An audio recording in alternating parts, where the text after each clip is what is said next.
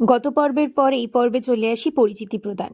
এই যে ভদ্রলোক বরুণবাবু ইনি, এই যে রয়েছেন উনি হচ্ছেন মোহাম্মদ আলী খান, রয়েছেন আমাদের গৌরীদি, এনারা আমাদের সকলে কালিক। ইনি হচ্ছেন ডক্টর অনির্বাণ মান্না, পশ্চিমবঙ্গ রাষ্ট্র বিশ্ববিদ্যালয়ের বিভাগীয় প্রধান মোহিনীমোহন সরকার। এখানে সভামুখের আসন অলঙ্কৃত করছেন পশ্চিমবঙ্গ রাষ্ট্রীয় বিশ্ববিদ্যালয়ের বিভাগীয় প্রধান এবং আমার এবং এখানে উপস্থিত প্রায় অনেকেরই শিক্ষক তিনি অধ্যাপক ডক্টর মোহিনীমোহন সরকার মহাশয়। ডক্টর বরুণ কুমার চক্রবর্তীকে আমি মঞ্চে আসন গ্রহণ করার জন্য বিশেষভাবে অনুরোধ জানাচ্ছি এবং সেই সাথে আমি অনুরোধ জানাচ্ছি ডক্টর অনির্বাণ মান্না, ওনাকেও আমি মঞ্চে আসন গ্রহণের জন্য বিশেষভাবে অনুরোধ করছি। তারপরে ছিল কলেজ থেকে লাঞ্চের আয়োজন করা, এই ছিল লাঞ্চ।